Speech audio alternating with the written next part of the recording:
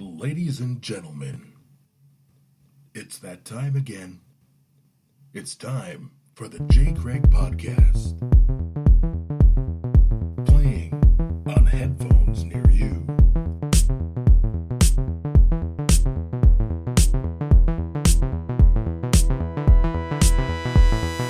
Hey everybody, welcome back to another episode of the J. Craig Podcast. I'm Jay. Thank you for being here. If you're not familiar, we are a movie entertainment podcast, so we talk about movies. And today I got a special guest. Now, he's been on the podcast before. We did a reboots, remakes, and rubbish podcast, which was really fun over at Steve's. Craig was actually on that one. It's been a long time. Yes. That's right. So, without further ado, Brian Gillespie. Hello. What's up? Hey. All right, man. Happy to be back in Michigan. Hey, before you start that, just do a little... There you go. Yeah, Thank right, you. all I had to right. bring some nice drinky drinks. Yeah. Next time I bring something from Wisconsin. There's some nice Wisconsin. Oh, brands you out have there. some good Wisconsin stuff, so bring that stuff over. Yeah, I need That's a right. I need a burger because it's dirt cheap because less taxes. Oh, A lot cheaper there. all right. So Yeah, I gotta I'm remember that all next game time. for that. That's right. Sure, Okay. instead you got to pay the Michigan tax here. That's another big Well, issue. 6% there. Yeah. Brian, thank you for... Sure. I'm glad you're in town, man. I haven't seen you in a long time, first of all. Yeah. So that's awesome. But It's then been a you're while. here to, record with me. That's so cool. Yeah, I've been wanting to do this because, like I said earlier before, your podcast kind of just it really kept me in a place when I take to walk my son every day. And When Okay. he was little, I used to take him on these walks, like these 2-3 hour walks, so he could sleep. Nice. And, I'll get my exercise, but at the same time, I want something to listen to. Right. And I come from a music background. After a while, Yeah, so don't you listen to CDs and all that kind you of just stuff? get sick of listening to music for a while. Okay. You want to hear some human conversation. Okay. You're by yourself for umpteen hours, so I'm Right. like, well, and remember you and I used to always talk about movies in the I past. totally remember we that, would yeah. work at the local corporate Costco, give or take. Yeah. And it's like your podcast with you and good old Craig. Craig. And we miss you, Craig. So, anyways, your guys' podcast dominated. It was awesome. That's awesome, man. And I I- listened to many of the podcasts. That's and you guys, every one of them, I'm pretty sure. yeah, and you guys really, you guys had something. Well, I do miss Yeah. him. I do miss him on the podcast, but having you on is really helpful because it gives us something to talk about, man. I've been happy to be here. Yeah, thanks, Really man. I happy appreciate to be that. here. So, if you don't know, Brian actually has helped with the music. At the beginning of this podcast, Thank you you. heard that music, and Brian, do tell everybody about that music.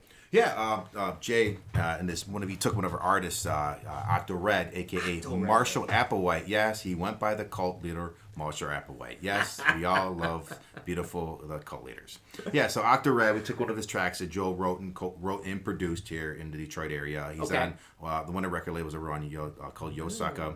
You can go on YoSucka Bandcamp. It's electronic music. Let's put that. I'll put that at the footer at the Sure, in the thank you. description. Yeah, I mean, we have other music on there, since I come from a music DJ background, but at the same time, I really appreciate Jay wanted that kind of Stranger Thing, kind of synthy, new wave, Carpenter influenced type 80s style soundtrack, and you heard the one track Joel wrote, and I sent you umpteen. You sent me a lot, and I listened to that. Once I heard that one, it was it. Yeah, it was awesome to hear done. that, Right. and the thing with Joel has a great musical background, since he's like a metal guy, gone into electronic music. Oh, really? I mean, you look Okay. at him, he's like total like 80s, not 80s, like LA guy, all tatted up, just got the look. Okay. It's just funny. Totally, so like I said, metal background influence, but he does this awesome electronic music. Yeah, and I listened to it wasn't very many tracks, and I think it was like one of the first ones you sent me, and I was like, oh well, I'm done. Yeah. That's it. Good. Well, I'm gonna send you some more, and I'm like, that's okay, but I think sure, I got sure. I think I found what I wanted. Yeah, and I know he's loving it. I'm like, oh my god, I hope you play my song in like the Star Wars podcast. You're gonna get like 10 million hits. Exactly. Because it's like, you always want that right movie. For people all talk about. Well, I mean, music is so important in movies. Like you talk about, like that. when you're taking a walk with your son. Exactly. It's weird with me, music-wise. Like I only seem to like music from movies. Okay. Like I don't like. Sure, I like good music. I love Led Zeppelin. You're talking about AC/DC. You're talking about scored. Yeah. Right, but Written but music, just for the music. yeah, Just for the movie. Yes, Sure, that's what I love when I want to walk or drive. That's what I'm of gonna course. listen to. Now I do love Led Zeppelin, AC/DC. Yeah, I love my of course. classic rock. Yeah. And I was like my buddy Rob, I was talking about before the podcast. He gave me a lot of influence from like jazz and all these crazy cool music. And but when I have my chance to do something, it's weird with me. It's like I like silence. Maybe I got too much shit going on in my head. Yeah, you got a lot going on. So when I'm writing, when Sure. I'm working even here, and I'm by myself, my wife's like as you're in our office here, you see like we have two sides of the office. There's her side, and there's like the nerd side. Yeah. Right. And so when I'm on the nerd side I here, assume it's your wife's side. exactly. And then so when I'm here, I'm like, but I don't listen to music when I'm doing work. When I write, I just like have that kind of silence, like I listen to like the world around me kind of thing. Yeah. Or maybe it's just I'm too crazy and I can't hear anything Trust else. me, I did an 8-hour drive coming here, and there's sometimes I just like to just listen to, like, to roll the window down and just have, like you said, a nice, peaceful. Oh, driving is one of my favorite things. Like, Yeah. now there's nothing wrong with like a good jam, like a good some good road music, right? Yeah, I brought a stack of CDs so big, and I'm like, That's like what Rob did. and I laugh at it like, and most people are like, CDs? What's a CD? Just put in your thumb drive. Turn on Spotify. Exactly. Turn on your satellite radio. But Right. it's the same thing on satellite radio. It's the Right. same thing. It's like after a while, you're like, I want to see, I haven't heard in 12 years, 15 Right. years to go back. Like, oh, damn. Because I was finding mixes. Because I'm a DJ, and I found all these mixes I did back in the day. Stuff I haven't heard since when I played at this certain bar, local club, or party. I'm like, oh my God, I never heard this. And I'm trying to Shazam it. Like, what the hell is this song? What is this song? What is this? You know, and I realized, oh, it's some weird bazillion record, you know, and not realize, like, oh, damn, it's nothing coming up. Exactly, right, You know, it's just funny. You know, but at the same time, yeah, I'm just happy in Michigan. I'm glad you're back here, man. I'm very thankful for my wife and my family back home. They let me, go see my buddy who got married. That's come cool. Out here. You know, I love you, Melanie. I had to give you There a shout you out go. to Hey, my wife man. and my Yeah, son right. Bobby. Checking in. Bobby. But yeah, thank you for inviting me home. Thank you, you and your wife. I don't your think family. you've been to the Madison Heights house. I don't think you've been here. No, I haven't been. Right. Yeah. So we've been here like I remember 4 your or 5 house, years. Yeah. So I'm glad you're here. Since we're here, what do we want to talk about? I mean, we're talking about movies, right? Some way, shape, or form. Well, since I've been a first time, long time listener from pretty much almost day one. Almost day one. I mean, you guys talked some great topics. What was your favorite topic? I'm curious. There's a lot of topics out there. We talked about horror. I loved. That was a good one. I loved the Carpenter one. I love that. Now, that one I have a special fun kinship to because I edited a lot of music into it and a lot of sound clips into it. Yeah, exactly. I don't do that anymore for time purposes. That's a lot of time. It's a lot of time into that shit. Time. But man, that was a lot of fun because I would throw in, like I would talk about something and then the music would come in as I was talking about it. But to me, what you and Craig really did, to me, inspired me because you guys have both a film background. You guys talking about direction, started talking about writing, and started talking about the production side. Right. I'm a rookie. I'm a novice. I'm coming from no idea. I'm coming from a viewer. I'm coming as you guys are the teachers. You're talking to people who don't know anything about this. To me, I took film classes at Macomb. I always want to try to go that route back in the day. But man, this is the 90s. Come from a blue collar working class family. Father, like, no, you're not gonna make any money. It never gave the hope and dream that go ahead, sure. No way. Not that sounds awful familiar from 2001 for me when it came down to that part of it. So, but remember in 1990, I come from a radio TV background, and most people went to specs. Specs and hour, it was like, go to specs. And I remember my teacher telling me in high school, fuck specs. Sorry, but I have dozens of friends I can count on my hand. Not one of them have a job in those fields. Yeah, no offense if you're at specs, but I kind of had the same experience with those who went to a film school versus went to specs. Yeah.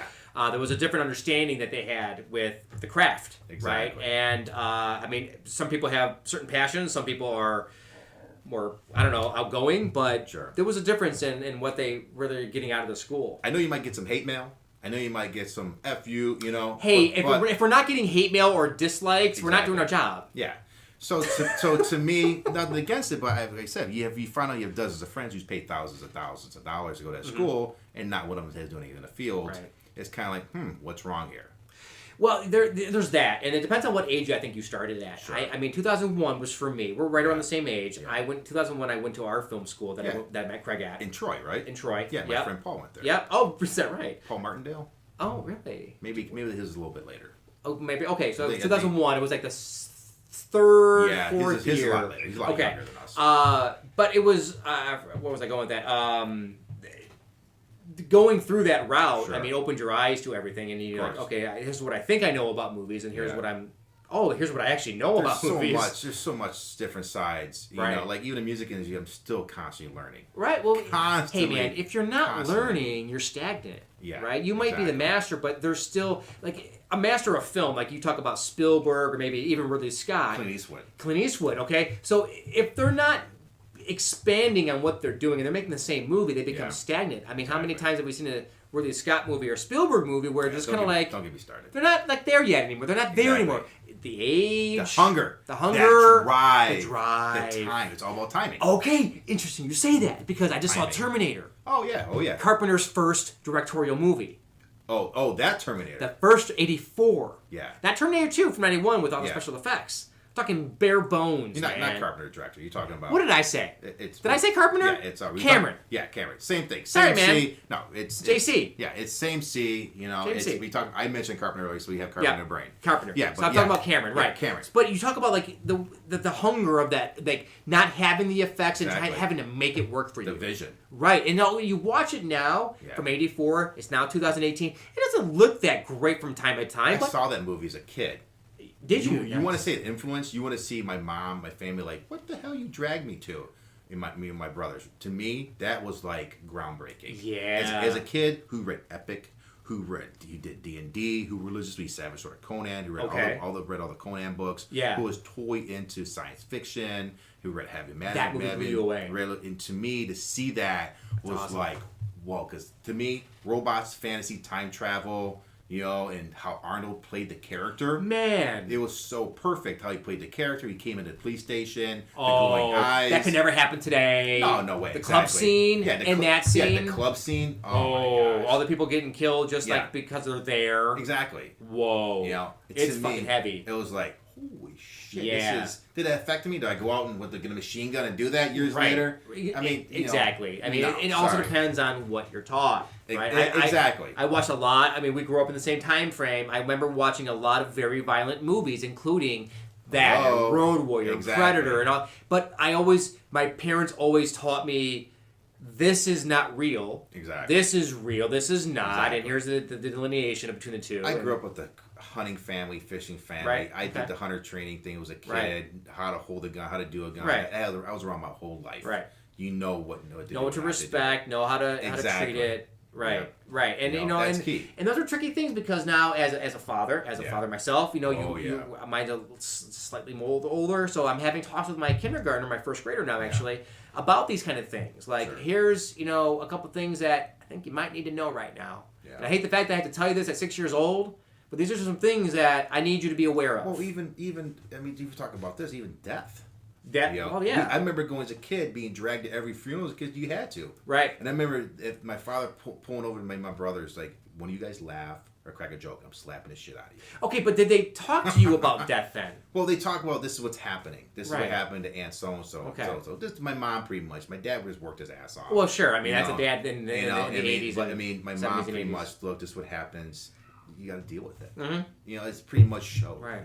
Right. I mean, not just getting all grim and everything. Right. But like I said earlier, your guys talk about production really open the door. Maybe not for myself. There might be some listener somewhere, Ohio, Kentucky, whatever. If we can get somebody, man, that's awesome. That's all to me, we want to do. When we wrote music, all we cared about, to me, that one guy, God knows where, who said, "Man, what is this?" Inspired them, and all of a sudden, months later, years later, we got demos from people saying, one of your guys' records really. Well, isn't that why you do it in the first place? Is you want, even with making music or making movies or just doing podcasts, is you want to reach somebody and help them do something. And I've always my buddy Paul, who I go to see all these my movie reviews with, he's been one. He's always told me, he's like, I used to watch a movie and then I would leave and I wouldn't think about it. Yeah, and that's great. That's all I wanted. And now I'm like looking at movies differently, and I'm like. Sure. Good? I mean, thank you? Welcome? Are you welcome? I don't know. Is that good? He's like, yeah, because now I'm seeing things a little different. I'm like, oh, that's cool. This is funny because who I do movie reviews with, my mother-in-law, Alice Schmidt. Is that right? She loves movies. Okay. And every time I see her, what'd you see? What'd you see? We always talk about movies all the time. Dude, movies come back, man. And I always talk about her. Well, you love my friend Jay about movies because he's a writer background. He does his podcast movies. And they listened to one time, the one we did. She listened in, with my wife, and I always joke. Gotta get them to subscribe. Yeah, and that's funny. She probably won't now. She's got a newer car, so. But most people of a certain age, like my mom, is listening to my reviews. That's awesome. And I'm like, I love the 5-minute, 10-minute. Oh, reviews. cool, man! You're like, because to me, what was the last one? Meg. Mm-hmm. And I'm like, should we see it? It's hard for me to go to movies right now because we don't have a sitter we used to, and a lot of times I just want date night with my wife. Sure. I want our time. But now that's got to be a movie that she's gonna want to like, right? Well, it's not just you that. Can't always go for what I just want to go to dinner.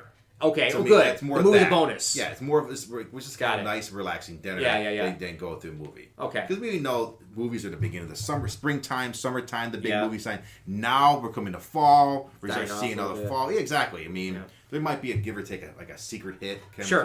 That popped up all of a sudden that people going crazy. And then fall will hit again. Yeah. And What's the big to talk about that one the China movie that came? Everybody's going crazy.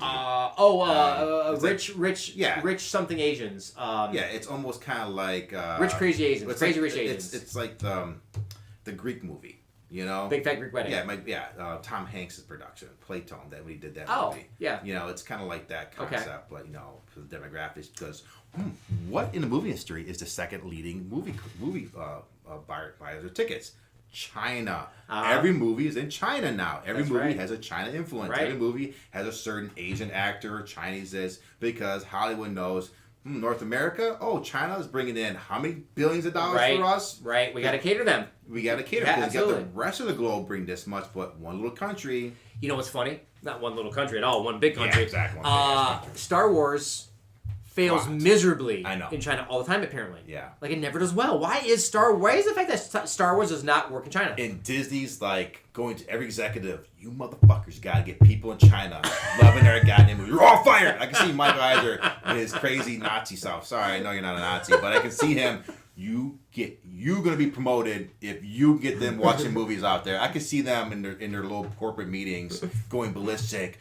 Why the goddamn Chinese ain't watching the movies? Why? Because I can see because Disney is like a whole separate monster. They are their own little world. And them, it's just I can see them how they are in their board meetings or all their executives, what their other executives trying to But look what they did with Kathleen Kennedy. You know. So what did happen with her? Because I kind of follow off of what happened to her. Yeah. They said Solo flopped. And Well, all of a sudden, they did, but is she gone? Well, they're trying to get rid of her. Because that's what I've been hearing. But Lucas is like, no, motherfuckers. Well, Lucas has nothing. I mean, Lucasfilm, because Lucas has nothing to do with it anymore. But I'm saying since she ran Lucasfilm, and they're saying that she's in charge of everything. Right. Well, Disney, you motherfuckers fucked up because you're trying to put too many damn Star Wars out because you're a bunch of greedy motherfucker bastards. That's one part of it. That's one part of it. That's one major part because everybody I talked to but it's all Star Wars 6 months ago, you know. And they rushed it, because Disney's a bunch of greedy motherfuckers. They are, but here's another part of that scenario, that part of that equation, is that not just that they're rushing these movies one a year or every 6 months now, is that they didn't care about a story that was going to go from three different movies. Yeah. They said, hey, J.J. Abrams, make your movie. Yeah. Okay, Rian Johnson, make your movie. What does that have to be about? Make whatever movie you want to make. Yeah. And then they had to hey, JJ, can you make the last part of that movie work this way so I can tie in mine? Yeah, sure, Ryan, I can do that for you. I'll do reshoots. And now JJ comes back in and says, hey, Ryan, can you make some changes to The Last Jedi because you're really kind of fucking what I want to do here? Exactly. Nope. Exactly. Now JJ's got to do his own thing. Yeah. It's like they don't have no plan. Now you consider the fact that Marvel's owned by Disney or Disney's owned by Marvel. What's going to happen? What's going to happen with Deadpool now? But my comparison is that Marvel has had a continual line of where they want to go. Sure. They know where these movies need to end up. Exactly. Why wouldn't you do the same thing for Star Wars? Not that George Lucas knew exactly how 5 and 6 would go, because he made changes based upon okay, now I want to do this instead, or now I have to do this. Mm-hmm. But there was no mindset of where those movies were going. I'm sorry, I don't really mean to Hogard this on Star Wars. And it's funny how we jump Star Wars like that. Because that's what it always does, right? I mean, it's just, I'm so angry. You know? Yeah, I mean, we talk to Disney to Star Wars, it's like... I'm just saying it happened. It always happens. So let's keep the light mood. The mood light. Exactly. Okay, I've had some bourbons here. Thank you very much, Brian. Sure. Let's talk light.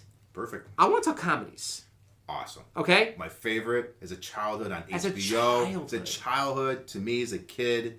Because I used to go to movies with my grandparents and family. Come on, we all went to the Abbey by Oakland Mall. Abbey 8. I saw Fast Forward in there, 1980. I saw. Oh my God, that can't be possible. I was 4 years old. I remember seeing that in the theater. I remember seeing Flash Gordon. I must have seen it. I remember seeing Flash Gordon I think either at Oakland Mall, at the little theater there. Yep. And also I saw Wrath of Khan there. Yeah, or Showcase.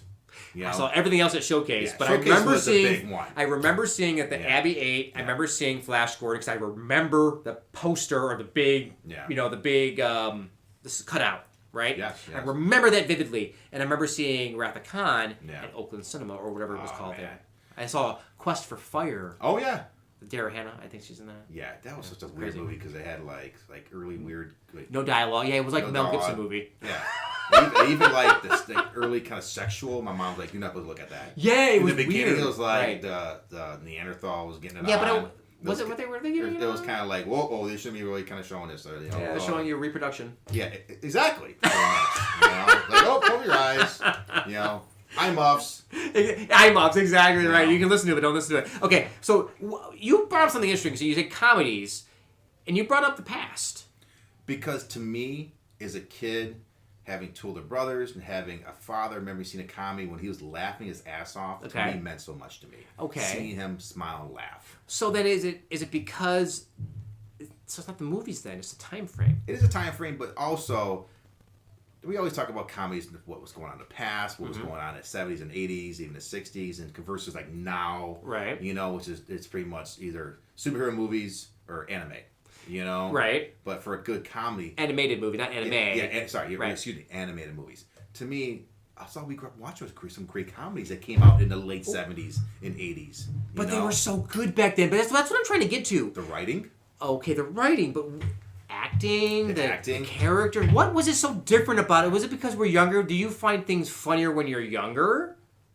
Right? Because this is I've been wondering this thought for a while. I think we just thought the slapstick of it. Because I mean, we all watched Three Stooges. We all grew up with Laurel Hardy. Most of us all grew up with Three Stooges every morning. Right. We hours in the morning. It was always on at 6 a.m. or 7 a.m. So that's the slapstick. You like the people hurting themselves. Yeah, it was that whole point of watching that. Then the whole like cartoon thing with Bugs Bunny and Tom and Jerry, that kind of comedy, but that's animation, but that's different. Right, but still comedy. But at the same time, you get classic movies, the Blues Brothers, stir crazy. Okay. You know? Okay. I mean, come on, Gene Wilder, Richard Pryor. The Gene Wilder? Yeah, I mean, Young Frankenstein.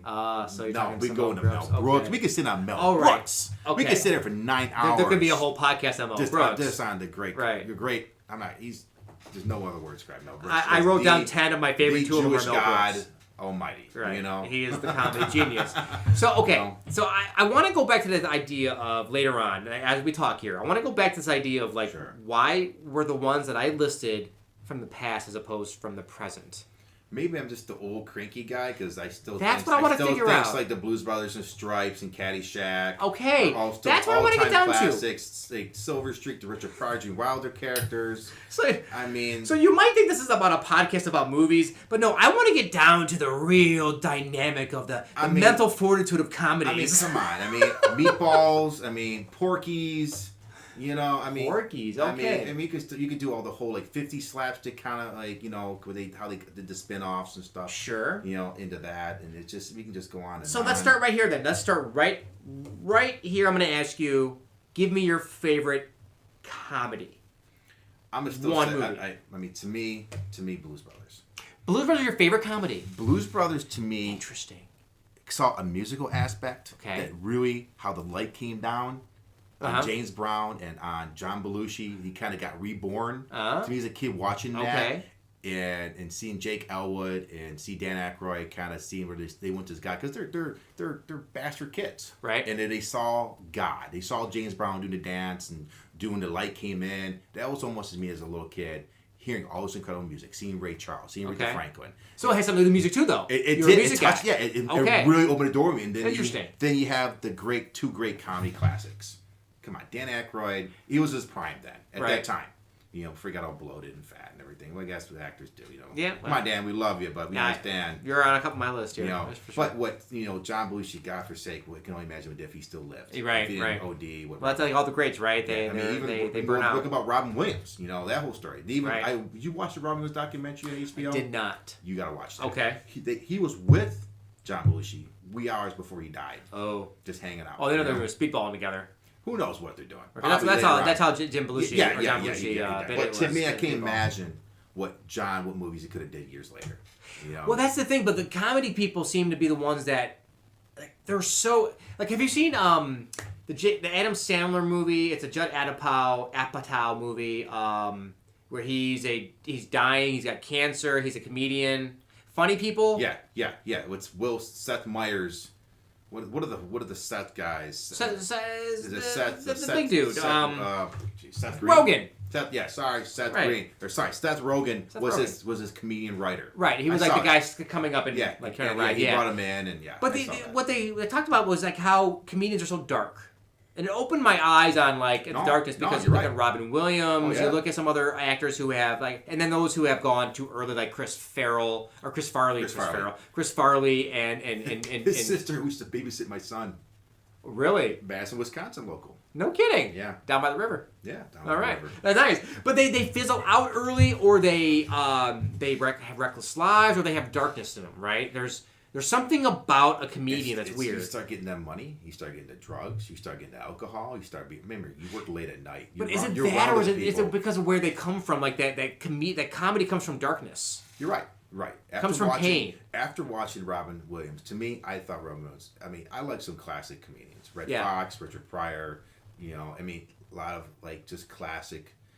But seeing that Robin Williams comedian, to me, when I used to watch Mork and Mindy, I love that show. There's something about Robin Williams that just blew me away. Right. His energy, his wildness, watching his backstory. He went to Juilliard.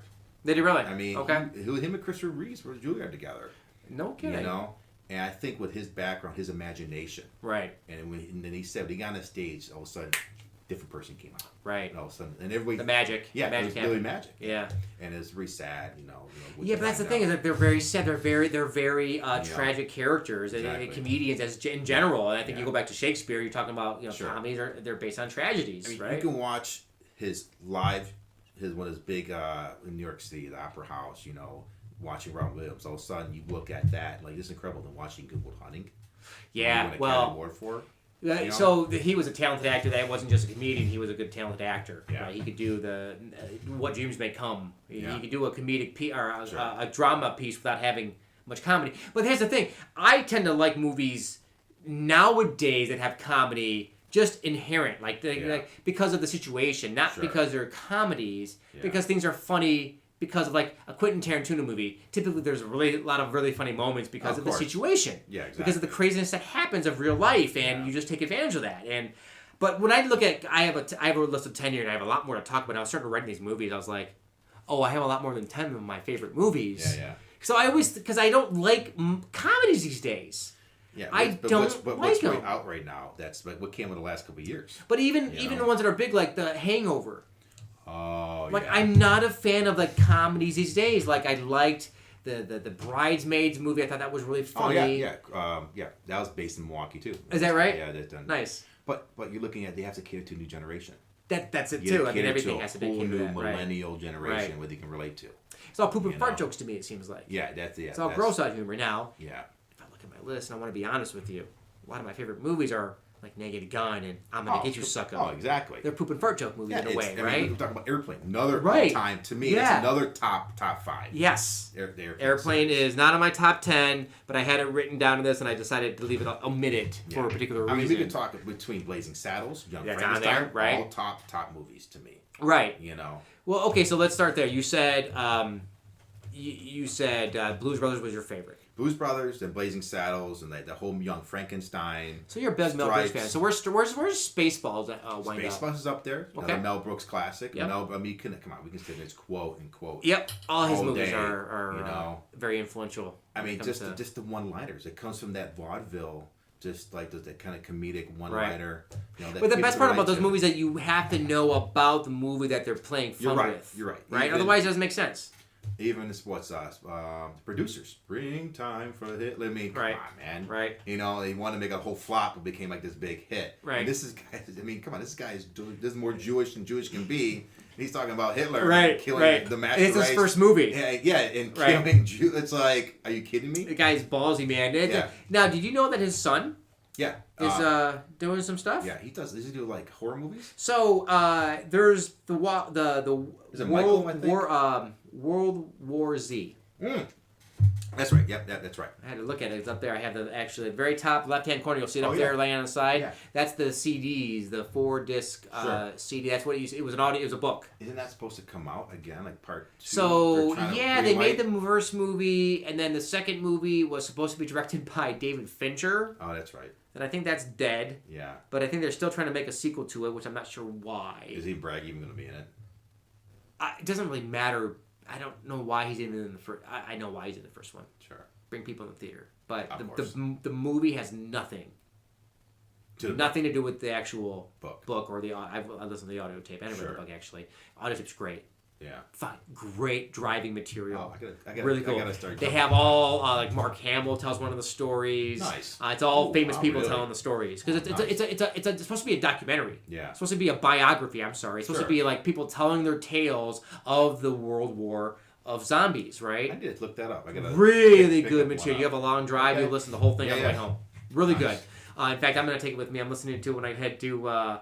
I might have copies of that shit for you. But I have. I'm gonna listen to when I go to Cleveland to see Rob. I'm gonna listen to a 3-hour drive. I mean, for comedies, it's just especially we all grew up with HBO and Cinemax. Right. And they just constantly played Stripes and Caddyshack and Meatballs and all those classic EDs. The Saturday Night Live people. Yeah, it was pretty much that exactly. The whole Right. Saturday Night Live. Well, that was the big, either that or the production group out of Canada. Yeah. Canadian. What the hell were they called? John Candy. Yeah. Rick Moranis. Rick Moranis. Yeah. Exactly. Yeah. So I mean, that's my favorite comedies are from that time frame too. Sure. And that's shows why our age. And but then I have friends that love the movies that come out now and they think they're very funny. Like they probably think that Tag is really funny. I haven't seen that one yet. Okay, even stuff like Superbad. Okay, really like Superbad, but it's kind of like an immature. Yeah. Okay, that's fine if you're a teenager. But right? Superbad came across as everybody was that smart ass kid, right? Kid or that kid that everybody was that kid, right? So that everybody can kind of relate, like, oh my god, that was me when I was 15 or 16, right? Or I went to that house party and did this. Mm-hmm. So that's like they did that movie and look at the people that was in that too, right? The actor B. They were just starting out too. They were just getting their names out there. Josh, Jonah Hill, and Michael Cera. I mean, and I really like that movie, but I can't put that in my that's not in my top. It's not in the top. You're right. It's not in my top 20. Even the Hayam movie, Pineapple Express. Yeah, disappointing. It's like Cheech and Chong in the 70s all over again. Oh, I would rather watch Cheech and Chong. Oh yeah, another. Right. That's classic. I didn't put that on my list, but that's a good one. Yeah, I mean, come on. It's like, so you have to cater to the younger, newer generation. So you have to cater them, so but always try to appeal to the it just means we're getting old. That's all. I don't like comedies because I'm getting old. Is that what you're saying? If they come up with something good, finally. Okay, so what is the last good comedy you've seen? Holy shit. Crickets. Crickets, right? I'll tell you mine since I got the crickets there. You got to start naming some. Just trying to like. Of recent that I have on my list. What came out? That was nothing of recent, but the one that I would say 5 years. What was the last 5 years? Something in the last 8. I'm gonna say Walk Hard was one of the funniest movies I've seen. Okay. It's not funny at all, it's not or nearly the second time around. But it's got some good points. I went to see it with Tina. Step Brothers, I thought was pretty funny. Okay, interesting you say that because I hate Step Brothers. Really? Yeah. Okay. So there's 3 movies that I don't understand right now that are the top, like some of the top movies. Hangover. Yeah. I don't understand it. I don't understand. I understand the movie. A bunch of dudes who had lots of money going to Vegas. I don't understand why that movie. And you have that one brother. Nobody else. Everybody has that. Everybody has that one brother, that one cousin that mom and dad have forced you to go. Right. You have to bring. So you got him. And no matter how much what you hate him, because it's like, are you kidding me? Right. Can we pay you not to bring him? But you have to. He's there. We all went to experience it. A lot of us all had experienced that. Okay, next. So then I don't want to go to that movie. Goddamn. Okay, so Hangover, Step Brothers. Okay, I really like Anchorman. Okay. It's in my top 10. Anchorman, yes, before Step Brothers. Way before. Yes, I agree with you that. Okay. But how many movies can Will Ferrell really do? He's getting up there in age, I quite frankly, I think he's tapped out. Yeah. But I did love Elf. But Elf was good. You're right. It's a Christmas movie. I love it. Come on, we all love Christmas movies. Man. But think, Will Ferrell and Anchorman. How much was that Detroit influence? Because he probably watched Bill Kennedy clips. Just Detroit's a major. You mean Bill influence. Bonds? Oh, excuse me. Yeah, Bill Bonds. Yeah. Like very, very, very Bill Bonds and more Crim. Yeah. So I mean, I heard he heard or watched umpteen amounts of. Oh, is that right? Or like audio clips or video clips of Bill Bonds and more Crim just spewing, you cocksucking motherfuckers, just going ballistic. I had no idea. Always Detroit. Okay, so I had no idea of that connection. Yeah, that's what I. So I think that movie is still phenomenal because it's just funny. It's funny. Now, Step Brothers and Talladega Nights, those two plus Hangover, I don't get why they're so light. I saw Okay, here's the other funny thing about comedies. Funny thing about comedies, you have to see it with somebody else. Yeah. You cannot watch a comedy by yourself. Watch a movie at home. Yeah. It's not funny. Watch a cinema next to somebody. Your laugh infects their laugh. It becomes contagious. You want to feel that emotion. Right. So I would just see Talladega Nights after everyone said it was so great, so damn funny, and I was like, oh, Anchorman, that's probably gonna be really good. Saw it by myself in the theater because I have no problem going to see the movie by myself, and I went to see it. It was not very busy. So the laughter wasn't infectious, but I wasn't sitting anybody that was like, it just wasn't working for me. I did not find it funny. Funny moments don't make a funny movie, right? You can have funny moments where that was really funny, but that's not a funny movie. Coming to America, that's a funny movie. That's funny. From front to end. I had my wife's family, mother-in-law, she's Dutch, and they watched it with the kids, and they didn't get it. They didn't think it was that funny to me. And I'm like, this is hilarious. Oh my god! Like, this is such a classic music, movie, but it's a different demographic. It's totally different demographic for someone that's a young kid that's 15, 17 versus someone that's, at the time, what was going on. To me, I think that was all-time classic. Yeah, no, it's what. Okay, so just so I can get it out of the way. And this will spark some of the conversation here. We're talking about. We're already mentioning half of these that I've talked about. I want to give you my top 10. Sure. No particular order. Perfect. Okay. This is as much research as I've done for this. I'm gonna get YoSucka. Come on. So I love my slapstick. Oh yeah, of course. Okay. The Zucker brothers. That was one of the Keenans. Oh, that's right. Yeah. The Wayans. The Keenans. That's his first name. Yeah. Okay, so I love them. I get YoSucka. Then I'll group in like you got your Mel Brooks, right? You got your Spaceballs, but mine of his, I want to use one. Sure. Blazing Saddles. Oh, come on. Love Blazing Saddles. Yeah, there's no words to describe. It's one of my especially at the time in America what was going on. Yeah. After civil rights. Right. The Vietnam War is going on. I mean, people need some humor. Yeah, and it's a little more uncomfortable that way. It's very uncomfortable. I like that. Yeah. But also, if you look at that movie now and then watch Spaceballs now, Spaceballs isn't as funny. It's only funny because of Star Wars. Of course. Now, Blazing Saddles is funny because it's funny. Yeah. It doesn't. There's a difference there, right? Like there's I love to see disconnect. the reviews when that movie first came out. Just to see like with the response. That'd be interesting. Like what kind of reviews people thought about that movie. Like were they horrified by it? Because you can't count now like 40 some years later. Yeah, almost 50 years later. You can't. I mean, they're just gonna praise it. But in 1970, it came out 70, 71. I don't know when that movie came out. I thought it was mid-70s. I thought, no, it was like, maybe it was around 72, around there. But this Vietnam War just ended, It was about to end. Okay. So we need a little laughter, right? The key thing was civil riits. Come on. I mean, that's going to last forever and ever and ever. It's not going the tension. Anywhere. Exactly. Still, 50 years later. Yeah, exactly. It's almost 50-some years later, it's still... Still going strong. Unfortunately. But at that time, people want something to laugh at. Yeah, and that's what comedies are for, man. But even the black exploitation movies, there's a lot of humor, which I love those movies. Oh, you see Black Dynamite? Yes. Oh, damn. I mean, to me, that's for being a record collector, and I love that time period of music. Dude, your shirt, YoSucka. To me, that's all based off that. Right. To me, the YoSucka thing's from Mr. T. From YoSucka. Rocky 3. YoSucka, come on, pick the food. When he was talking. Yeah. So that's where that kind of came from. But I love the whole beginning of black exploitation movie with Richard Roundtree, Shaft. Oh yeah. The whole with Gordon Parks. Gordon Parks creating that. Melvin Van Peebles, Sweet Back to Opera. They're bad at song. I mean, it's endless, you know. I mean, the nice part about it, I know we're jumping in comedies right now. Yes. I mean, there's so many great African American comedians. You know, that's a whole other story. Another Well, thing. yeah. Because I mean, I can have a top 10 of just Eddie Murphy movies. Yeah, I mean, just growing up watching Sanford and Son, Good Times. Right. You know, I mean, Flip Wilson.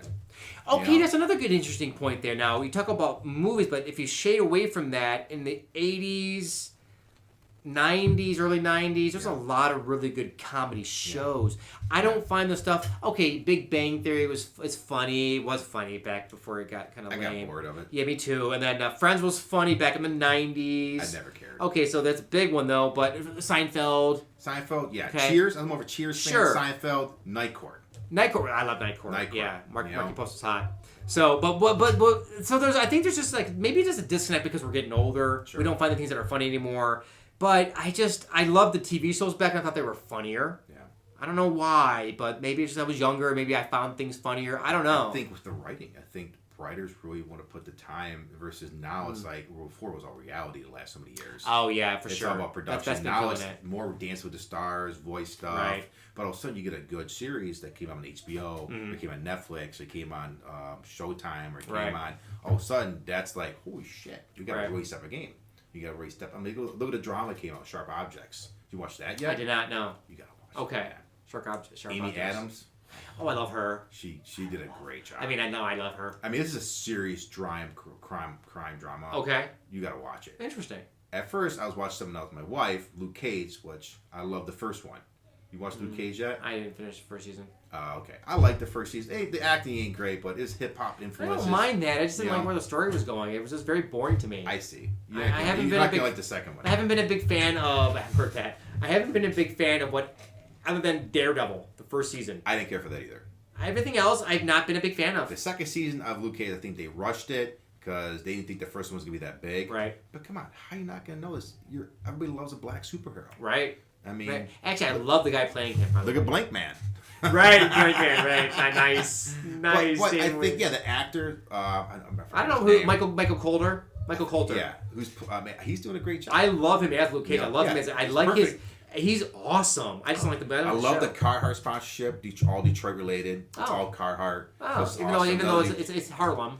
Yeah, it is Harlem, but Right. Carhartt Detroit companies work street clothes, work clothes. Okay, you know? okay. But it's all heavy related, hip hop, street influence. Yeah. You know, the music. It all ties in. Right. But what happened with Black Panther? You would think it'd be more African American comedy superhero shows or something. Right. Especially jump on the ball. I mean, Right. what happened with the multi-billion biggest movie of the year? Yeah, one of the biggest movies of all time. What's up the Academy Award? Bring a new. Yeah, I'm not a big fan about this. Like the most popular movie. Yeah. Like that's like what the Best Picture is for. So what they're trying to do is like appease the people who say like the fun movies never get an Oscar. It's about lowest every year. Academy Awards have the lowest ratings. Academy Awards lowest ratings. It's about ratings. So they got to start bringing in new nominations, to bring in a different audience in. Good call. Because we all know Elsie and what's the movie? Elsie and Ferdinand. I don't know. I mean, the Disney movie. You know, the other kids. The winter one. Yeah, as you know, as guys, we don't really know, don't really care. Yeah. You know. I have boys. But yeah, exactly. Frozen. Yeah, thank you. Frozen. We all know was the biggest thing in the year. Right. To me, I wonder if all the studios like a Disney or somebody. We always have the best movies. You need to make a new Academy Award nomination because we have this and this. I wonder how much. Okay, but they just did that with after the Dark Knight. Okay. Dark Knight didn't get nominated, and they were like, right. "Oh, it's a shame that movie didn't get nominated for an Academy." So they opened up to 10. Yeah. So now they're trying to include. You can have up to 10. You don't have to have 10, which makes no sense to me. Why don't you just put 10 out there? Sure. I mean, there wasn't an extra movie you can throw in there, but they have to have. They can do up to 10 movies. It used to be 5. Mm-hmm. So that Dark Knight got expelled, and now they're trying to make up for it. But why make the most popular one? Because. Well, I kind of see why, because when people look at the Oscars, the average person says, "I haven't seen any of those movies." Yeah. And chances are, I'm not going to. Yeah. Maybe the winner. Exactly. Maybe. I think it's all about viewership. I think that's part of it. Yeah. It's got to get a new generation audience, new people. Right. You know, because it's too hidey-tighty. Yeah, the new generation's coming in, plus the issues with Hollywood's going on. Yeah. With what's his name? Harvey Weinstein. That whole scandal and other issues going on, and I mean it can go on and on and on. And it's gonna go on and on and on. There's no end to it. And but it's always gonna be about money. It's all about Chinese watching the movies because the studio's got to get that. And the issues with the downloading and streaming, and it's constant the bootlegging and. It's money. And it's always that's what it's always about. It's a business, right? It's a business, man. They do what they gotta do. All right, let me get back to my 10. You gotta take care of the business. We gotta take care of the business. Okay, now we mentioned Anchorman. Sure. I'm gonna mention that is one of my top 10 movies. Now these are in no particular order. I already mentioned I'm gonna get YoSucka. I mentioned Blazing Saddles. Now Anchorman. I said Coming to America earlier. That is in my top 10. Okay. I can repeat that movie word for word with my eyes closed. Start playing that movie, and I will I watched those movies so much when I was a kid. Yeah. So much. Can you sing love the those Sexual movies. Chocolate song then? Oh man, don't even get me started with So Glow. And then I believe the children are the future. Teach them willing, let them lead the way. Thank you. Teach them all the beauty they possess inside. It's funny because I have that on the CD the way you're listening to it. I played at a bar one night, and people didn't get it. Like, what's you playing? And one person came up to me and goes, "You're the greatest DJ Sexual ever." Chocolate. Who played Sexual Chocolate at a nightclub. And one guy came up to me and goes, "I never thought 1,000 years someone was going to play this at a That's awesome. I used to play. I have Airplane on record, and they have the dialogue from Airplane. You know, the guys. I used to always play that. You speak jive when Mrs. Brady. Yeah. Oh, I speak jive. Come on, Big Mama, get up on that slap. You know, like, when she's like, "Easy done," she started talking jive to the other guys. And look this old white lady like, "Oh, you big dummy." You know, it's just, you big dummy. Oh, I love that but scene. I used to play that Airplane soundtrack all the time at the bar. People are like, "What the fuck are you playing?" And only a few people get up and are like, "Holy shit, you're playing Airplane." You know? Awesome. Because to me, I wish more dialogue was on record. Right. Dear Universal Records, you own everything.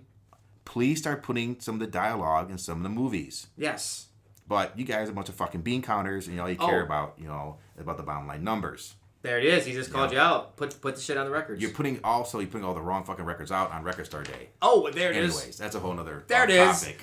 But don't they, in some of the soundtracks, they put dialogue into like Quentin Tarantino does? Yeah, because he knows, because he understands the black exploitation movies. He understands some of the movies that came out in the 70s and what people want. Right. He's got RZA doing the music. He understands having Ennio Morricone. He knows. He's a movie guy. Right. He worked the stores. He's a street guy. That's true too. He understands it. Okay. He knows. I mean, look what Black Klansman was going to be like with Spike Lee coming out. Yeah, it came out, I think, already. Yeah. I heard that's supposed to be really good. Yeah, I had a chance to see it, a sneak preview, but I was out of town. I want to see it, so I still want to check it out. David Holmes, the music guy for Steven Soderbergh. Sure. All their soundtracks have clips from the movies. You know what's funny? You know who he is? He's a record collector. He's a DJ, record collector from Ireland, and he knows his shit. I love that guy. Because his stuff, his music, on a whole nother level of rare jazz, rare songs, rare soul, rare funk. I love his shit. I you love wonder why that stuff sounds like that, because it's all influenced from the 60s and 70s. Right. Anytime I see his name, I'm always excited. Oh yeah, his compilations of his personal favorites was my top list. And it was a guy from Detroit named Sixto Rodriguez. And his daughter, which I happen to know from the music industry, hanging out at parties. And I remember I was at the bar down in Detroit DJing. I played his song. She goes, "Oh, that's my dad."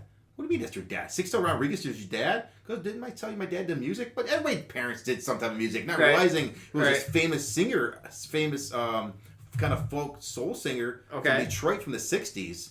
Whoa. He didn't get any love because Sussex Records. He was the president of Motown, left, opened his own company. I forgot his name. So he started Sussex, and he picked up this artist.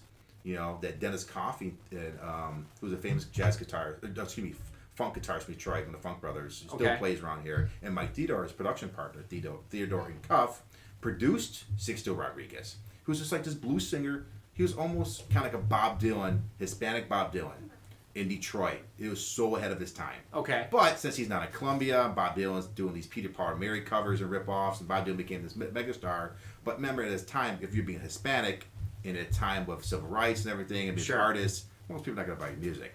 Then Bill Withers comes out on Sussex, and Bill Withers pretty much blows up everything up. Oh, shit. He's another famous singer-songwriter, folk R&B artist. Great. Great artist. Okay. You never heard Bill Withers. No, I don't. You know Bill Withers. I'm sure I've heard him, but I don't know the name. So. Lovely what I love Day. about that. Lovely Day, Lovely Day. It was on the Gap Okay. commercial Yep, all yep, the yep. time. That's one of his big hits. Use Me. That's what I love about music is finding those little things that are from something else. Yeah, right? to me, it tissue. always ties something Right. with Detroit. Because we had so much money here back in the day with the auto industry, the Okay. music industry, with Right. Motown, other labels here. I mean, we had 2 million people live in the city. Now we don't even have 500,000 people live in the city. 300,000, yeah. Well, now because the new money's coming in, Detroit's cool. The governor, the new people who run Detroit, Dan Gilbert, who pretty much owns Cleveland Cavaliers, Quicken Loan, he putting $1 billion, $2 billion in Detroit. Ford buying out the train station now, Right. so everything in Corktown just skyrocketed. They're about to put. It's gonna be insane. It's gonna be Chicago 25 years from now. Oh. Well, that's intense because Chicago always had money from all the corporations and from years and years before. It was that's different. Well, okay, want to talk about that? We'll talk about the 30s with Capone. Now we'll talk about cocaine in Miami of the 70s and 80s. Right. Think how most skyscrapers were built up on drug money. Exactly. From all of a sudden, secret $100 million were getting flushed into this bank. Right. And we're gonna wash for this much. Yeah. You gotta get to put this money somewhere. There's a lot of skyscrapers, though. Yeah, because a friend of mine told me he used to go to Miami Music Seminar every year. He's a local Miami native. He used to tell me, all this was all drug money. Huh. Billions and billions of dollars going through Miami. Right. No difference to LA too. Yeah. Right. That's New York, crazy. Detroit, Cleveland, So that's inherently crazy, right? Because it's just you're talking about billions of dollars going into drugs. Now you see the Tom Cruise movie, but he's a pilot bringing the drugs. I really wanted to watch it. Tried to watch it. It was pretty good. I was very. But the storyline was interesting with the guy. Sure. Okay. The guy, what he was doing, all tied in with the CIA. Okay. Yeah, I actually tried to watch that movie and I didn't get through it. So where we're talking, like I said, the whole story was interesting because all that drug money, all the drugs pretty much came in because the CIA. Exactly. Right. Or because they're funding Nicaragua, they're funding the Sandistas, they're funding. Right. So anyway, we're off topic. Anyway, Hey, that's what happens, man. When you start talking, you just you keep talking. It all goes to other things, and it's constantly, evolving. That's what comedy does. Comedy evolves, right? Now you have different kind of comedies that just are kind of like out of our appeal. Yeah, that's what you said. Appeal, like it's the Wedding Crashers. Right. Oh, another one where the Wedding funny, Singer. With everybody loved all the what's his name? We just talked about Vince Vaughn. John Apatow. Yeah, John Apatow movies. Yeah. The Vince Vaughn. Yeah, of course, we love Vince. I like Vince, and I think I liked him now. I like him even more now as a serious actor. Yeah. Like I'm seeing some really quality stuff even from his him. first one, Swingers. Mm-hmm. Oh, very good movie. That's a very fun movie. Yeah. Okay, so I want to stick with stupid movies for a second before I get into the seriouser movies. More serious. How about Naked Gun? Okay. I love the first Naked Gun. It's so damn stupid. It was stupid. Stupid comedy. But that's why, like Airplane, yeah. any of the Mel Brooks movies. Mel Brooks movies are smart while being dumb, right? There's intelligence behind that. And they're all intelligent, but it's kind of the slapstick humor. Yeah, the slapstick humor. So Naked Gun falls in that same thing. Like, I'm going to get you, sucker. Just very slapsticky, very, very just funny because it's stupid. But one that I love the more I see it is Spinal Tap. Ah, okay. I mean, I liked it, but it didn't. I'm probably a few people that didn't care for it. Okay, how about the dog movie? Oh, come on, I love that. Okay, so you like that one more. Okay, I was on the fence on which one I want to pick on there. Yeah. Come on, I love that movie. I like Spinal Tap because I like the fact that they all think this. It was like my first mockumentary. Sure. Like they think it's real. It's real for us, but it's not real. You know what I'm saying? It's just I love that idea. We can talk about Monty Python. Okay. That's a whole other topic right there. Holy Grail. Yes. Number 8 on my list. Oh, perfect. Look at that. And I didn't know about them until junior high. Someone came over, high school, that threw it on, and I was like, "What the hell is British this?" humor, a whole nother like I've never seen this before. Right. What is this? Especially as a kid. Yes. There's different kinds of. So you have your slapstick, you have your Naked Guns, you have your I'm Gonna Get You, Sucker, which is like blaxploitation, tongue in cheek. You have your stupid Naked Gun movies. You have your stupid humor. Blazing Saddles falls in that realm, even though it's intelligent because he's a smart man. And then like Anchorman is kind of like that stupid yet trying to tell a story. Sure. Other ones don't really tell much stories, right? But they have to appeal to a different audience. Right, definitely. Different demographic, different time. Different We're demographic. in the 2000s now. Now, I think one that is funny, but almost funnier if you worked in this environment is Office Space. Okay. That's like if you don't work in an office, it's not nearly as funny as if you ever worked in an office. I watched it. I thought it was okay. That's what I'm saying. I never worked in an got office. bored. I never exactly. No, it's not that you don't get where they're coming from, and Exactly. if you worked in an office for any length of time, you get it. And there's hundreds of millions of people that. Right, and that's why I love. Now it's not a great movie. It doesn't have a great thread throughout the movie, but it's very funny if you worked in an office. It definitely hits the points. Same guy did it came to life with the last election. Idiocracy. Oh my God! That's same Michael Judge. Michael Judge. Yeah, Idiocracy. Yeah, he nailed the ball. Well, that movie is a great. Like when I went to the video store and I looked at it and I was like, wow, this sounds amazing. Yeah. This sounds awesome. Yeah. And I took it home and watched it. First half of that movie, I was like, wow, this is really cool. And then it just loses its footing. Yeah. And it falls apart. But awesome intro. Awesome concept. Sure. Good concept. And that didn't make my list because it's not a full movie. Yeah. These movies that I have, I think, are full movies. Groundhog's Day. I love Groundhog's Day. Come on, everybody loves Bill Murray. I had to have one Bill Murray on here. Sure. Oh my God. Mine was Meatballs. Mine was Stripes. I still love Stripes. I love John Candy movies. I love John Candy movies. I love Chevy Chase movies. And I gotta tell you, I don't have Chevy Chase on here. See, come on, you don't like European Vacation? No, I love them. But I don't have it on here. I have it on my list here, Spies Like Us, Three Amigos. Yeah, I like Spies Like Us. I love Three Amigos is one of my favorite movies of all time. Martin Short, Steve Martin. Yeah. It's a mail plane. How can you tell? Well, it's got the two little balls. The Jerk. I remember seeing The Jerk as a kid. My dad turned this motherfucker off. He hated him. Yeah. Okay. A different generation. Yeah. But to me, I thought The Jerk kind of had this stupid humor to it. Yep. People love Steve Martin, but something about that, a white boy raised by black people, right? Who finally got soul all of a sudden and he had a move and came up with the OptiGrab. Right. Damn little, they all got cross-brine, he got sued. Yeah. It's so stupid, but it's like Steve Martin in that time frame was on the money, man. Everything he did. I love Parenthood still. Oh, okay. And that's later, much later than The Jerk. But I love Steve Martin movies, and that's why I have Three Amigos on here. Yeah, Three Amigos was great. Chevy Chase, okay, I'm going to finish my list here in a second. Actually, I have two more to say, and then I want to talk about something. The Big Lebowski. Okay. That's always be a cult classic. Yeah. If they're selling the T-shirts, the look, the outfits, Halloween, that right there, that movie is all iconic cult classic. You cannot. It's a comedy. It's a great story. That's it. Great acting. Yeah. It's a great movie, and I think that's actually all the 10 I had on my list. So we talk about the old days. For me, it's Chevy Chase. You said Belushi several times. You said John Candy several times. For me, it's Bill Murray. It's Chevy Chase. It's those guys. So when I see Three Amigos, Spies Like Us, where's the other ones I had here? Obviously, Airplane. They're not in those. Trading Places. Yeah, Trading Places. Caddyshack. Stripes. I mean, I 48 love. Not 48 Hours. It's more of a serious movie, but no, it's more of a serious, but it's funny. Yeah. Okay, that's what I like about now movies is I don't want to go see a comedy. I want to see something that's a good story, something but it's funny in the meantime. I still like Tom Hanks' Dragnet. Absolutely. It's not a comedy. It's a comedy. Miss Virgin, the Virgin Connie Swale. It's a drier comedy, that's for sure. But I mean, Tom Hanks, another great actor, comedian. I mean, come on. But now the serious roles. Yeah. As a more serious actor, as we all know. He's much better in that. The Burb. I didn't put the Burb. The Burb should be on my list. Burbs, yeah. I love the Burbs. Yeah. Love the humor of the Burbs. That. Dark. It was dark. It's drier. Yeah. But I mean, when that movie, I'm saying, the best ones came out in the 80s and 90s. Now, what about he dominated the 90s? Billy Madison. Okay, that whole series with Adam Sandler series, who made him $100 trillion, who pretty much made him till he's in his mid-50s. Yeah. Yeah. He made enough money. That's pretty much that story you talked about earlier.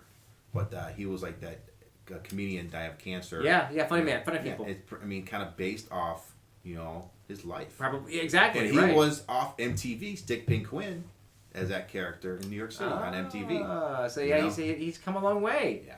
But I don't have the need to put his movies in any of my top lists. Sure. Like, I like Billy Madison. Yeah. But it's not like, oh my God, like even Chris Farley. All the Chris Farley movies. He's down on my list. I mean, they said Chris Farley was supposed to play Shrek. Oh. They built that character as him as Shrek. And then you get Mike Murray. Because he died. Because he died. They're somewhere in Disney Studios, or whoever I think Disney owns that now. They own everything. DreamWorks. Okay. Yeah, I'm not sure who owns it now. There's footage of him doing all the audio of Shrek. Huh. Okay. He didn't finish up because he passed away. Yeah. Too young. They bring in Mike Myers in. Huh. Interesting. I know that. Okay. What about the whole Mike Myers series? Like the Austin Powers. Austin Powers series, slapstick, stupid humor. Yes, and I found the first one to be very, very funny. The first one was excellent. Found the second one to be had funny parts. Yeah. Third one had some really funny parts, but after a while, it just it gets old. The first one though, I thought was really funny. Now, it didn't make my top 10. Sure. But I mean, it's up there on like memorable movies. A couple more I didn't mention, like Old School. Oh yeah. More modern, not so modern, more but modern, more modern. Super Troopers. Okay, is it almost like an independent that got signed, and that's another cult classic that people still talk about. Yeah. Still repeat do quotes constantly. Yeah. Meow. I mean, Super Trooper. Not meow. Yeah, meow meow. That's great. Yeah, I still haven't seen number 2. I saw it in the theater with Tina. Yes, no. And it's actually very entertaining. Was it? Yeah, my review's on there. Check out out my review. I need to jump on it. You're right. A little segue there. Check out my review for Super Troopers. I do need to jump on it. Just a few times it hasn't been coming up on my phone, so I need to. I think it's the issue with my phone and YouTube. Oh yeah, that can be the case. I think a lot of times I press it and I try to find you. Right. I got to dig around. Oh, that's not good. It's how I saved on YouTube. Oh my God, something coming in. All right, I have one that I disliked when I first saw it, and then I loved it the second time I saw it. Zoolander. God, Zoolander. I can only take those two for so much. Talk about a stupid movie. It was stupid, yes. Zombie, go away. No, Daddy, I need help getting my pajamas. Uh-oh. I've been there. I got a 3-year-old, soon-to-be-3-year-old. I've been there. He just runs around wild in the house after the bath, and I got to chase him around. Yeah, well, there's always a chase. He just doesn't want to wear pajamas or shoes, ever.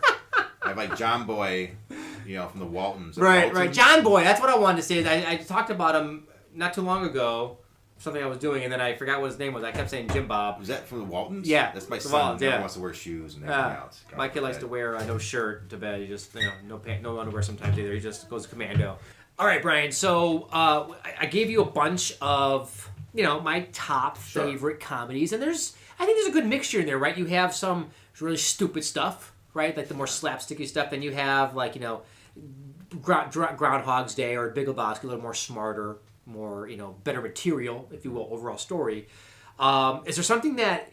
One thing that I didn't mention was House Party. That's one that I am a big fan of back in the day. Okay. Obviously... Early 90s. Growing up in the 90s, I was big into, obviously, rap, and especially gangster rap. Oh, yeah, of course. I'm going to Get YoSucka doesn't get more gangster. Exactly, right? So, but there's a lot of, Coming to America, and I'm going to Get YoSucka, and House Party are, my favorites. But, but I've talked a lot about some of my favorites. What have I not said that you like that I don't have on my list? Dumb and Dumber.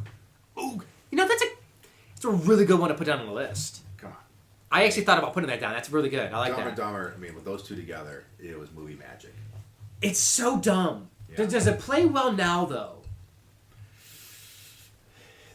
That's a hard part to think about. If they showed it now and showed it in the theater for the new audience, right? I just think the certain generation wouldn't get it. I don't think they would either because it is a little, I don't know, but it's hitting older. There's still stupid movies out, though. Look at the movies that are out there now. They're kind of dumb, right? Okay, well, yeah, Clerks, Mallrats. Where's my Mallrats at? I had Mallrats on here. Mallrats on there? Yes. Yep, I crossed it off because I didn't have it on my top 10, so it's in my top 20. Mallrats. What do you like better, Mallrats or Clerks? Man, we already know Clerks is just the guys hanging out at the store. I mean, I thought Mallrats was funnier. Mallrats, I think I like more, but I think Clerks is the better movie. Sure. When it comes down to it, it's his first movie. It's very raw, obviously, but I think the speciality of being its first movie is what really about cool. something that came in the last 10 years? This is the end. Okay, so now we're talking about another- the Seth Rogen group, series, the James Franco guys. Those guys. So those the new writers, the new generation. right? So like Pineapple Express, Yes, and those guys. Super Bad Pineapple Express, etc., etc., etc. So here's the thing about those movies is, and it started with Judd Apatow's movies, is that very well told adult humor, very potty kind of humor still, but done in an adult way. Yeah. Very good stories. But it's a comedy. It should not be over 2 hours. Sure. It should be an hour and a half. Yeah. It's a comedy. Yeah. You can't. It's never works properly that way. Mm-hmm. Maybe 2 hours at the most. But for those movies, Pineapple Express, Knocked Up, all their movies, they grow tiresome. Mm-hmm. As you watch them, it's like this needs to end because nothing changes enough for it to go that way. It's stoner movies. And there's that too, right? Where It's but the the whole, Big like- Lebowski's a stoner movie. Exactly. But it's a better story though. It's a lot better story. It's the Coens after all. Exactly. Ooh. So you have to understand, people who grew up watching Cheech and Chong, watch these type of movies. Right. That people who are in their 40s and 50s or older, let's create something for the new generation. Okay, that's true. Right. Great, of course. But who doesn't love a stoner movie? Pineapple Express.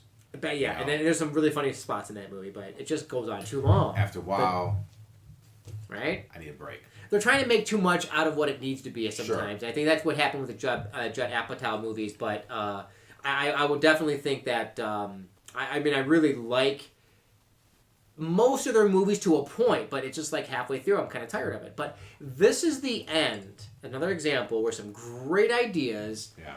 But you exhaust me. Like I'm done with this movie already. Yeah. Like they just go on and on and on and on. Kind of like the Talladega Nights reminds me of, where it's just like, come on already. Like, oh yeah, I'm gonna throw an example out here.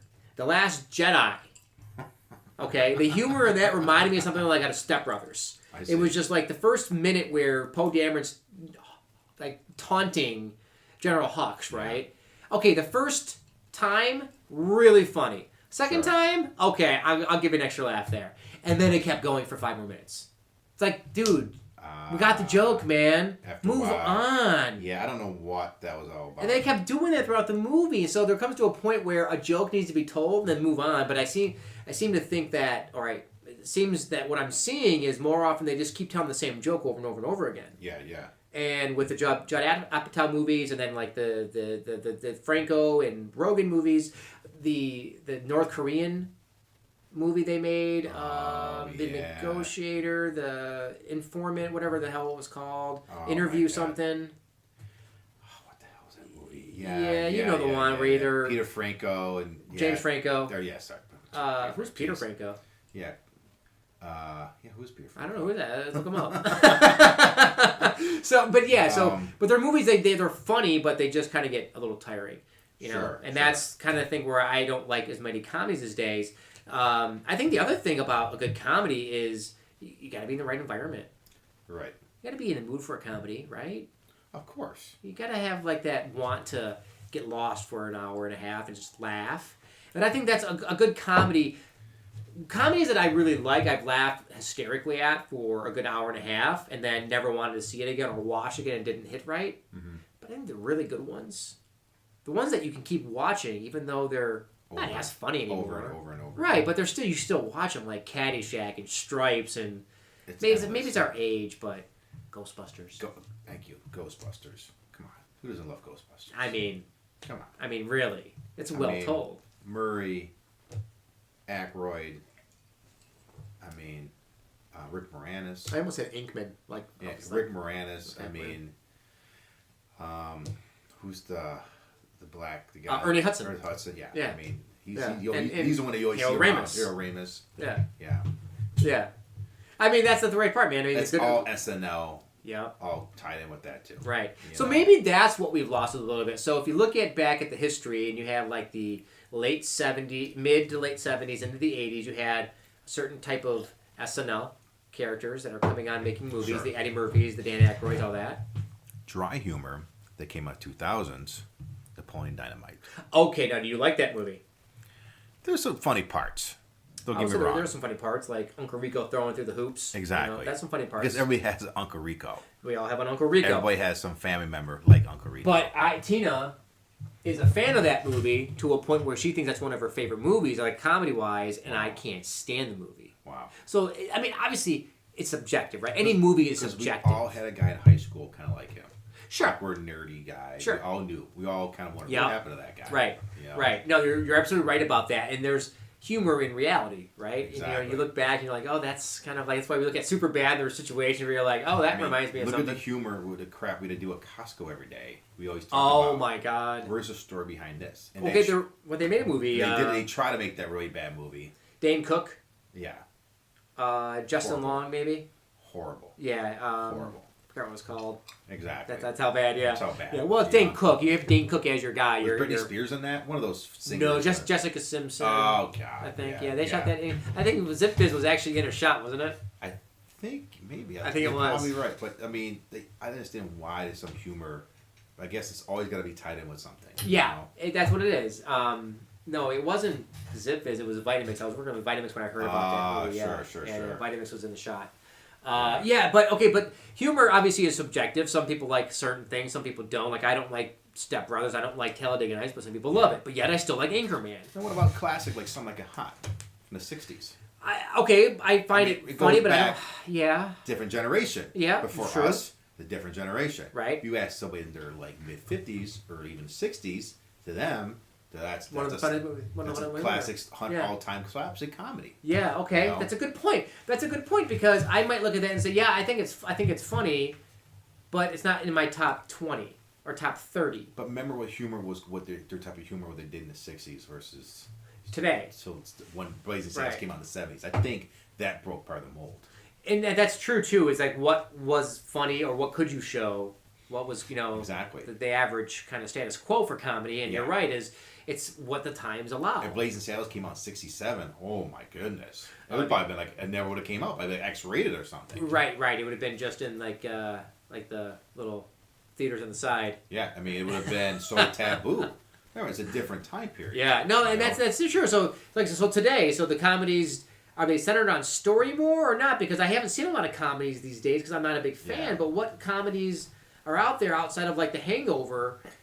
Because that was one of the biggest comedies because it made more than anything ever for comedy wise. It's the biggest moneymaker ever all time comedy wise. Wow. But what else has come out that is a really good comedy movie that you can say is going to stand the test of time? Oh my goodness. I mean, are there any? Are comedies dying off? I think they're dying off, but it needs it. It needs to bring people need to laugh. Okay. People need humor. People absolutely. need to stress the fuck out and go and relax and have a good time instead of being so dramatized or so serious, or so violent. Yeah, or thank you. The violent side. Okay. Because what's going on within the Marvel characters. It's darker. You know? Yeah. So they need to let go and laugh. But then, yet the Marvel movies are very inherently funny and very comedic with their timing and their improvisation. They're really humorous. So that's what's interesting because I think it comes down to script writing and also the production company studios greenlighting these scripts. Finding something that's workable because it's all about trying to get the Chinese to laugh too. Well, yeah, you're right. You got to hit a global audience now, but when it comes to like just the difference in humor, though, like it's weird to me that I don't like. I see. Here's the thing: is you brought up something really interesting. Is that you want to go off and just switch off and laugh, not have to sit through something serious or something dramatic or something violent. But yet, I find today, being in my 40s now, I want to watch a movie that's dramatic or violent or serious, but yet finding the humor within it. British humor, zombie conflict, Shaun of the Dead. Oh, fantastic entry.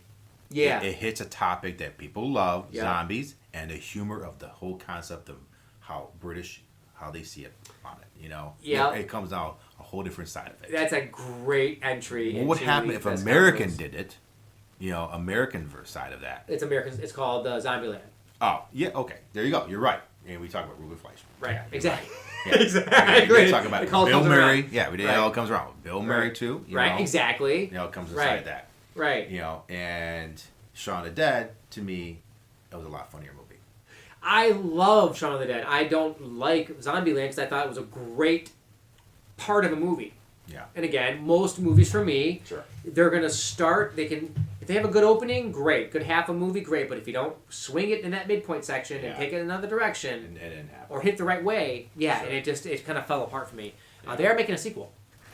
Really? Yeah. I don't know if Ruben's involved, but I think he is. Yeah. We see. Yeah. We see after what happens with Venom. I did not know he was in that, so that's interesting because I love me some Tom Hardy. That's big Love for him. me some That's Tom a big Hardy. play for him. Yeah, exactly. Because Tom he Hardy. didn't get he was supposed to be in Suicide Squad. Oh, that's right. He was going to be the squad leader guy that sure. Joe Kinahan, whatever Yeah, his name yeah. is, the boring guy who can't have any. Now, what about like newer movies?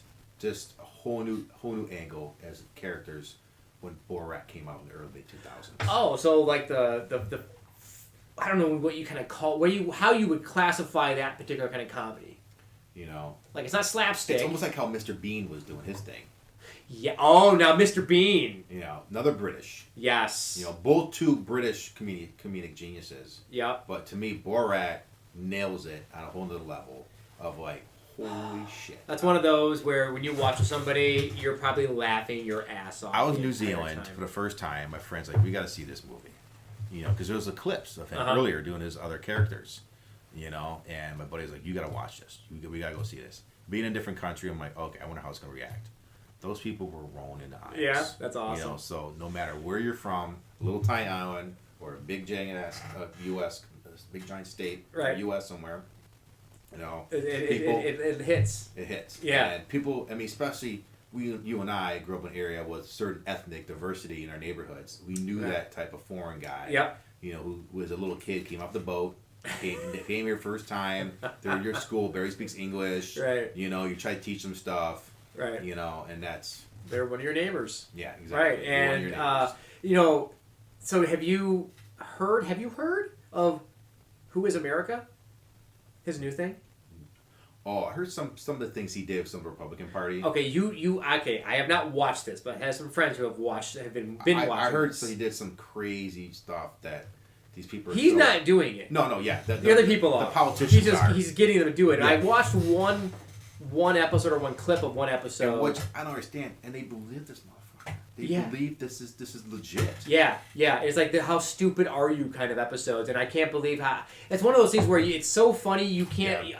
Are you laughing because it's so ridiculously true Sure. that you can't believe it's true, or is this Yeah. really scary? You know, like there's people actually that would do this. Oh yeah. No, I mean it comes to politics and politicians and Right. some of these demographic of I don't want to get into politics now. Those believers, you already know where we're at right now. Yep. You know, I don't want to get into that topic. Yeah. Save that for Craig when he comes back.